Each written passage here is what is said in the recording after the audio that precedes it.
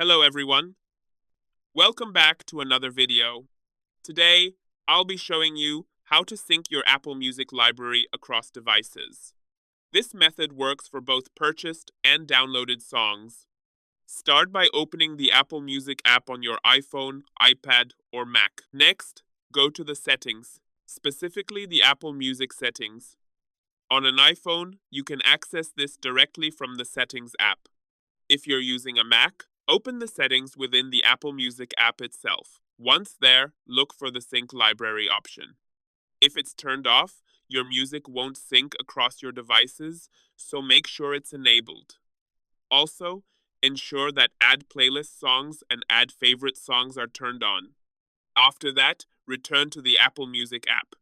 You'll now see that all your downloaded songs and playlists are available across all your devices, keeping your entire Apple Music library perfectly synced. If you found this video helpful, don't forget to like and subscribe. Thanks for watching.